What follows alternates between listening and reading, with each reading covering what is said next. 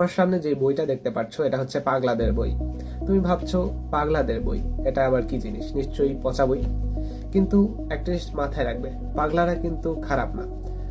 বড় বড় যত ব্যক্তি আছে সবাই কিন্তু পাগলা উপাধিটা পেয়েছিল।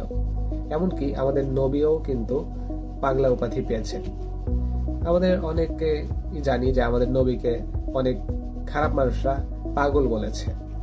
এবং তুমি যত বড় বড় মানুষকে দেখো না কেন, সবাই এই উপাধিটা একবার না একবার হলেও পেয়েছে।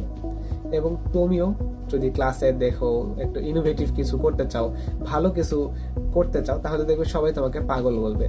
অথবা তুমি যদি আমাদের যে এডুকেশন সিস্টেম সেটাকে নিয়ে কথা বলো, তোমাকে সবাই পাগল বলবে। কারণ ভালো জিনিস মানুষ বোঝে না, এবং ভালো জিনিস যারা করতে চায় তারা সবাই এক ধরনের পাগলা, এবং পাগলারাই দুনিয়া চেঞ্জ করে। আজকে আমি যে বইয়ের কথা বলছি সেটা হচ্ছে পাগলাপ্রেনার, কোচ কাঞ্চন স্যারের বই। আমরা সবাই এন্টারপ্রেনিউর বা উদ্যোক্তা হতে চাই। তো এন্টারপ্রেনিউর শব্দটাকেই কোচ কাঞ্চন স্যার মজা করে পাগলাপ্রেনার রেখেছে। তো পাগলাপ্রেনার বইটা কিন্তু আসলে একটা অসাধারণ বই। তোমরা যারা ক্লাসে গালি শোনো যে তুমি একজন পাগলা, বা তোমার স্যার হয়তো তোমাকে পাগলা বলে, বা বলে তুমি একজন পাগলা, তুমি কিছু করতে পারবে না, তোমাদের জন্য এই বইটা একদম মাস্ট রিড, অবশ্যই পড়া দরকার। ধন্যবাদ।